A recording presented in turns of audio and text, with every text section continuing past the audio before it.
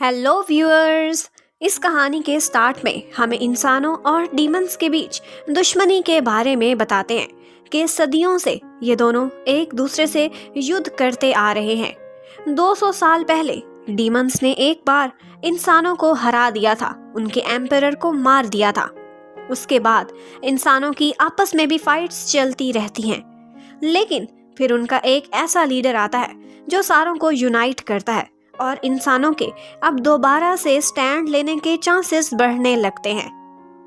फिर हमें एक युद्ध का सीन दिखाते हैं कि इंसानों की आर्मी बिल्कुल तैयार खड़ी है, जबकि दूसरी तरफ डीमंस की आर्मी भी आ रही होती है। उनका एक जनरल गैशा काफी स्ट्रांग था और उसकी सारी आर्मी उस पर डिपेंड करती थी। गेशा के रास्ते में एक रेड आइड लड़का पत्थरों के बीच छुपा हुआ बैठा होता है, जो उसके करीब आने पर पत्थरों में से निकलकर सीधा जनरल गेशा पर वार कर देता है। वो एक डेडली वार था। गेशा उसी वार में मारा जाता है। उसके बाद जनरल के मर्डर होने की खबरें सारे सैनिकों में फैल जाती हैं, जिसकी वजह से सारों का मोराल डाउन हो जाता है। फिर वही रेड आइड असैसिन आगे उनके डिप्टी कमांडर की तलाश में बढ़ना स्टार्ट कर देता है। वो इतना स्ट्रांग और स्किलफुल था कि पूरी सेना के बीच में उनसे बचता हुआ आगे बढ़ता चला जाता है।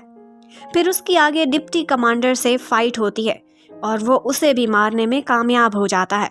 अब डीमंस की सेना का ना तो कोई जनरल था, ना ही डिप्टी जनरल, तो वो डर के वहां से भागना स्टार्ट कर देते हैं।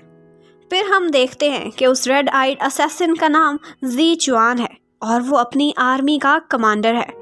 फिर इंसानों को दिखाते हैं कि उनकी सेना अपनी स्ट्रेटजी बनाने में बिजी होती है। यहाँ पर हमें उनकी लेडी डिप्टी कमांडर बाई चुआन को भी दिखाते हैं। ये सारे लोग हैरान खड़े होते हैं कि डीमंस की सेना बैक ऑफ करती हुई क्यों नजर आ रही है। फिर बाई चुआन अपने कमांडर से यही बात डिस्कस करने के लिए जाने लगती है, तो आगे कमांडर तो था नहीं, उसने अपनी जगह पर एक सिपाही को खड़ा किया हुआ था। और फिर बाई चुआन के डराने पर वही सिपाही बताता है कि मास्टर जंगल की तरफ गए होंगे। यहाँ पर जी चुआन एक ऊंचे से पेड़ के आखिरी तने पर ठंडी हवा के मजे ले रहा होता है। जब बाई चुआन वहां पहुंचती है तो वो काफी गुस्से से उसे आवाज देती है, क्योंकि उधर युद्ध लगी थी और ये रिलैक्स कर रहा था। उसकी जोरदार आवाज की गूंज से जी चुआन नीचे गिर जाता है और फिर बाई चुआन उसे सारी सिचुएशन बताती है, उसके ऑर्डर्स मांगती है। यहाँ पर जी चुआन बिल्कुल चाइल्डिश सा रिएक्शन देता है, जैसे उसे कोई परवाह ही ना हो। वो कहता है चेस करना है तो कर लो, लेकिन इनफैक्ट वो ऊपर रिलैक्स करने नहीं गया था, बल्कि विंड प्रेशर और डायरेक्शन चेक कर रहा था और चेस करने के लिए उनके लिए सूटेबल चांस था। फिर वापस आकर बाई चुआन के ये सब बताने पर एक लेफ्टिनेंट लुए जाई अपने कुछ सिपाहियों को साथ लेकर चेस करने के लिए निकल पड़ता है। फिर उनकी युद्ध स्टार्ट हो जाती है। डीमंस को ना चाहते हुए भी बिना जनरल्स के लड़ना पड़ता है।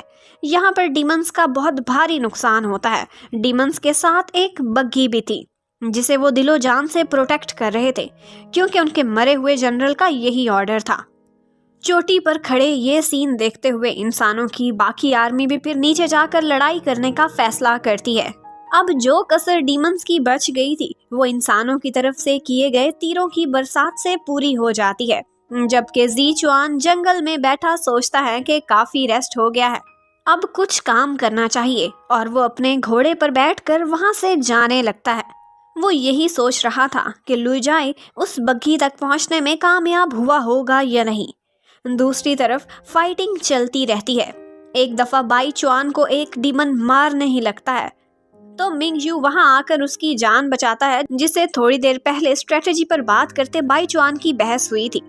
फिर इन दी एंड यही दिखाते हैं कि इंसानों ने डीमंस को बुरी तरह से हरा दिया था। उनमें से ज्यादातर भागने की कोशिशों में लगे हुए थे, जिनका लू जाई आगे जाकर पीछा करने में लगा हुआ था।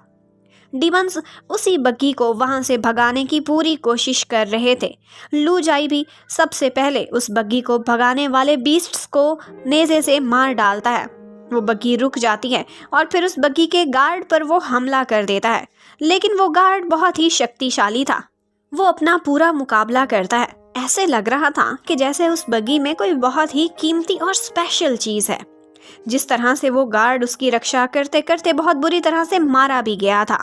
फिर लू जाए आगे बढ़ता है और उस बग्घी का एक पिंक कलर का पर्दा उठा कर देखता है तो वो भी हैरान रह जाता है, क्योंकि इससे सुंदर उसने पहले कुछ भी नहीं देखा था। वहां पर एक सुंदर सी प्रिंसेस जैसी लड़की बैठी रो रही थी। और यहीं पर ही एपिसोड नंबर 1 खत्म होती है। Thank you for watching. Stay connected. Bye bye.